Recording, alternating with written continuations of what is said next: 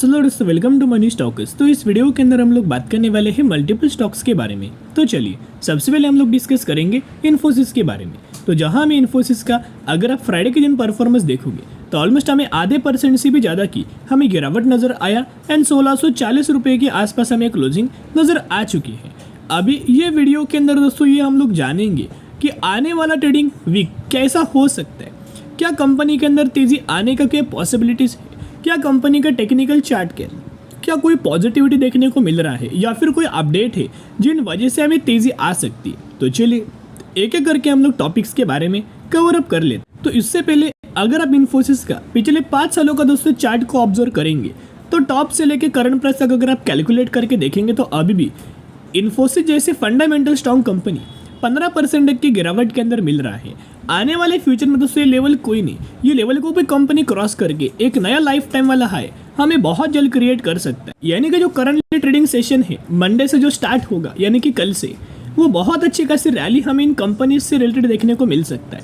इनके अंदर किन किन कंपनीज का नाम है देखिएगा। एक बहुत बड़ा ब्लॉक डील हुआ था इन कंपनीज के अंदर, राइट, जिसके अंदर 9,950 करोड़ का एक बहुत बड़ा बाइंग हमें किया गया है। तो इसके अंदर किन किन कंपनीज का नाम है, सभी के सभी फंडामेंटल स्ट्रॉन्ग कंपनीज का नाम हमें देखने को मिला है। पहली कंपनी है जिसका नाम है HDFC बैंक, सेकेंड है इन्फोसिस एंड थर्ड है अदानी पोर्ट। इन तीनों कंपनीज के अंदर 9,950 करोड़ की बहुत बड़ी बाइंग हमें किया गया है इन स्टॉक्स के अंदर। तो बेसिकली दोस्तों कुल मिला के अगर देखे जाए ऐसे बहुत सारे कंपनीज है जिन कंपनीज के अंदर बहुत बड़ी ब्लॉक डील हमें देखने को मिला। इसमें से बड़े जो बाइंग हमें किया गया है वो HDFC बैंक के अंदर किया गया है। कुल मिला के अगर आप देखोगे तो ऑलमोस्ट हमें 2450 करोड़ की बाइंग हमें किया है HDFC बैंक के अंदर। उसके साथ साथ बाद में है अदानी पोर्ट जिसके अंदर 450 करोड़ की बाइंग, फिर आए हैं Godrej consumer 420 crore, TVS motor 360 crore and Infosys 340 crore. यानी कि जो ब्लॉक डील हमें किया गया है वो बहुत अच्छे खासी ब्लॉक डील हुए हैं फ्राइडे के दिन। तो आप समझ सकते हो कि बहुत बड़े बड़े प्लेयर्स की एंट्री ऑलरेडी इन कंपनीज के अंदर हो चुकी है या फिर हो रही है। इसके बाद बिल्कुल भी कंपनी आपको निवेश करने का मौका नहीं देगी। उसके साथ साथ एक और पॉजिटिविटी अपडेट्स अगर आप देखोगे तो एकदम फ्रेश अपडेट्स के बारे में हम लोग बात कर रहे हैं। 4 घंटे पहले ये अपडेट निकल के आ रहा है, देखिएगा। The mid cap of 8 most valuable firm jump 1.83 trillion, TCS Infosys biggest gainer.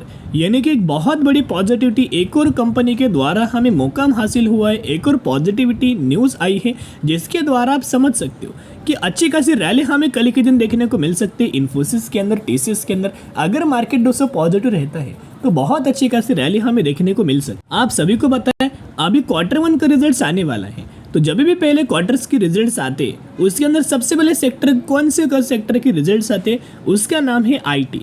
तो IT सेक्टर के अंदर दोस्तों सबसे पहला आपको रिजल्ट डिक्लेयर होते हैं कंपनी से रिलेटेड। तो यहाँ नोमरा ब्रोकरेज फर्म के बारे में क्या मानना है इन कंपनी से रिलेटेड, चलिए डिस्कस करते हैं। देखिएगा, Nomura has high hopes from Infosys corporate ahead of financial year 2025 Q1 results. यानी कि नोमरा ब्रोकरेज फर्म के द्वारा बहुत ज़्यादा हाई होप्स रखा गया है तो कंपनीज के अंदर। पहली कंपनी का नाम है इन्फोसिस एंड सेकेंड कंपनी का नाम है कॉर्पोरेट। तो ब्रोकरेज फर्म का क्या मानना है, ब्रोकरेज फर्म का ये मानना है कि दोनों कंपनी का जो रिजल्ट है वो बहुत बढ़िया तरीके से आ सकता है, बहुत बेहतरीन तरीके से आ सकता है। तो कुछ या एक्सपेक्टेशंस हमें दिया गया है। तो इनका ये मानना है कि जो इन्फोसिस का Q1 का रिजल्ट्स आने वाला उसका जो रेवेन्यूज ग्रोथ होने वाला है वो करीब 2.5% की क्वार्टर बेसिस के ऊपर हमें जंप निकल के आ सकती है। ऐसे ब्रोकरेज फर्म का हमें मानना निकल के आ रहा है। देखिए इनके द्वारा क्लियर कट हमें मेंशन किया गया है कितने % की ग्रोथ आ सकती है। एक पॉइंट दोस्तों नोट करना, हमें ब्रोकरेज फर्म का सुनना नहीं है लेकिन एक आइडिया मिलता है कि कंपनी इस तरीके से रिजल्ट्स हमें परफॉर्म कर सकते हैं। इनके तरफ से एक पॉजिटिविटी सिग्नल मिला कि इन्फोसिस अच्छा परफॉर्म कर सकते हैं। लेकिन जो डिपेंडेंट होता है ना वो मार्केट के ऊपर होता है।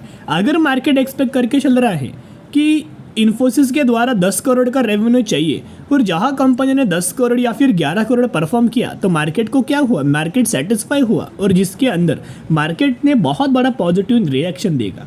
लेकिन अगर मार्केट ये एक्सपेक्ट कर रहा है 10 करोड़ राइट इन्फोसिस से और कंपनी ने रिपोर्ट किया 8 करोड़ या फिर 9 करोड़, तो मार्केट का एक्सपेक्टेशंस क्या फुलफिल हुआ नहीं, तो मार्केट क्या होगा, मार्केट डिसअपॉइंट होगा। तो जैसे डिसअपॉइंट नज़र आएगा आपको कंपनी के अंदर गिरावट नज़र आएगा, लेकिन ये क्वार्टर बहुत ज़्यादा इफेक्टिव होने वाला है और बहुत ज़्यादा इंपॉर्टेंट रोल प्ले करने वाला है सभी के सभी IT सेक्टर के अंदर। बेसिकली कंपनी के अंदर कंटिन्यूस बेसिस के ऊपर बहुत बड़ी बड़ी बाइंग हमें लगातार दोस्तों की जा रही है, जहां अगर आप डिलीवरीज देखोगे तो फ्राइडे के दिन 59% की डिलीवरीज हमें नजर आया। यानी कि आप समझ सकते हो कि बड़े बड़े प्लेयर्स की एंट्री बहुत पहले से हो रही है। तो अभी उन सभी प्लेयर्स को जिन जिन लोगों ने बहुत पहले भी बाइंग किया है, लगातार ये लोग बाइंग करते आ रहे हैं, उनको बढ़िया तरीके से बेनिफिट्स हमें बहुत जल्द मिलने वाला है, क्योंकि बहुत जल्द एक बड़ी तेज़ी देखने को मिलने वाली है। ऑलरेडी इन्फोसिस के अंदर जो ब्रेकआउट दिया था उसके बाद लगातार कंपनी तेज़ी के अंदर तो मिल रहा है, लेकिन आने वाले फ्यूचर में भी बड़ी तेज़ी आ सकती है। और जहां फ्राइडे के दिन अगर आप ट्रेडेड वैल्यू देखोगे तो 1170 करोड़ हमें ट्रेड हो चुका है। तो अभी रिजल्ट्स का दोस्तों नाम लिया है, तो रिजल्ट्स कंपनी का डेट क्या है वो डिस्कस करते हैं, जहां आपको इनके वेबसाइट्स के ऊपर भी देखने को मिलेगा। आप देख सकते हैं बोर्ड मीटिंग, राइट। तो इन्फोसिस का जो Q1 का रिजल्ट्स आने वाला है वो आने वाला है 18 जुलाई को। तो ज़रूर चैनल को सब्सक्राइब करके रख सकता है कि जब भी मुझे कंपनी का Q1 का रिजल्ट नज़र आएगा 100% मैं आपके साथ शेयर कर दूँगा। अभी कैसे कंपनी का रिजल्ट आ सकता है उसके बारे में थोड़ा बहुत कंपनी के पैरामीटर्स के बारे में जानेंगे, राइट। तो उस पैरामीटर्स को देख के हमें समझ में आएगा। अगर पैरामीटर्स ग्रोथ वाले होंगे तो हम लोग समझ सकते हैं, प्रेडिक्ट कर सकते हैं कि ये भी क्वार्टर के अंदर बहुत अच्छा खासा ग्रोथ आएगा, देखिएगा। तो कंपनी का प्रॉफिट्स अगर आप ऑब्जर्व करके चलेंगे, कंपनी का पहले प्रॉफिट था 5,950 करोड़ के आसपास, वही उसके बाद हुआ 6,113 करोड़, और अभी अगर आप देखोगे तो ऑलमोस्ट हमें 7,975 करोड़। लगातार अगर आप ऑब्जर्व करके चलेंगे तो अच्छी खासी बेसिस के ऊपर हमें जंप निकल के आ रही है इनके प्रॉफिट्स के अंदर, या फिर इनके अर्निंग पर शेयर के अंदर, या फिर इनके रेवेन्यूज़ के अंदर। और जैसे कि मैं आपके साथ बात शेयर करता रहता हूँ कि म्यूचुअल फंड्स का डेटा हर एक कंपनी का, जो भी कंपनी के बारे में हम लोग डिस्कस करते हैं, हर एक कंपनी का डेटा म्यूचुअल फंड्स का मैं आपके साथ शेयर करता हूँ। तो ये है म्यूचुअल फंड्स का डेटा मई महीने का। अभी तक जून महीने का डेटा अपडेट नहीं हुआ। तो मई महीने के अंदर दोस्तों क्या किया था, अगर आप मंथ ऑन मंथ बेसिस वाला देखोगे तो जैन एंड फेब के अंदर म्यूचुअल फंड्स के द्वारा बिकवाली किया गया, राइट। जो रेट आपको दिखाई दे रहा है ना, ये सेलिंग का है।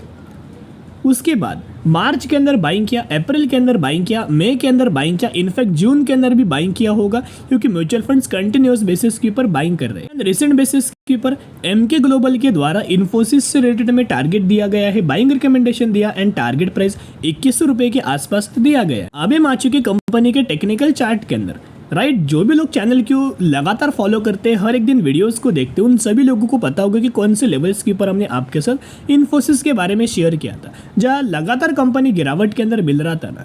एक तो यही लेवल्स के ऊपर हमने आपके साथ बोला था कि कंपनी सपोर्ट ले सकता है, ऑलमोस्ट वही लेवल्स के ऊपर कंपनी के द्वारा हमें सपोर्ट लिया गया एंड ऊपर कंपनी कंटिन्यूस बेसिस के ऊपर रजिस्टेंस ले रहा था, सपोर्ट ले रहा था। लेकिन हमने क्या डिस्कस किया था कि अगर इन्फोसिस वनडे चार्ट के अंदर ये लेवल्स को अगर निकालता है ना, वैसे बाइंग करने का ग्रेट मौका होगा। तो कंपनी ने लेवल्स को ब्रेकआउट किया, रिटेस्ट किया, राइट। कंपनी ने लेवल्स को ब्रेकआउट किया, रिटेस्ट किया, और जहां से जब से कंपनी निकला है ना, लगातार कंटिन्यूस बेसिस के ऊपर रैली आ रहा है। अभी सबसे पहला कंपनी का टारगेट क्या है, 1730 रुपये का। जैसे टारगेट अचीव करने के बाद फिर कंपनी ब्रेक करेगा ना, आप देखना बड़े बड़े कैंडल्स आपको फॉर्मेशन होते हुए दिखाई देगा, क्योंकि ये लेवल्स है ना, बहुत सालों से कंपनी लेवल्स को क्रॉस करना चाह रहा है, लेकिन ये लेवल्स को कंपनी बिल्कुल भी क्रॉस नहीं कर पा रहा है। तो जैसे कंपनी वो लेवल्स क्रॉस करेगा, बड़ी तेजी आपको देखने को मिल जाएगा। तो एक रिक्वेस्ट करना चाहूंगा, इन्फोसिस एक IT सेक्टर से कंपनी बिलोंग करता है, फंडामेंटली कंपनी स्ट्रॉन्ग है एंड AI के अंदर भी कंपनी अपना बिजनेस लगातार एक्सपांड कर रहा है, बड़े बड़े इन्वेस्टमेंट कर रहा है, तो जिस वजह से लंबे समय के अंदर बढ़िया तरीके से आपको रिटर्न मिल सकता है। तो बाय ऑन डी स्ट्रेटेजी जरूर अप्लाई करना।